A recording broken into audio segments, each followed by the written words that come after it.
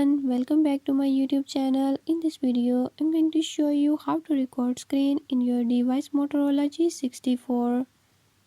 In this video, I'm gonna tell you how you can do it.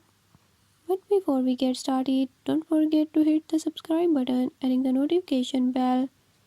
Make sure to watch complete video and learn how you can do it. Let's watch the video.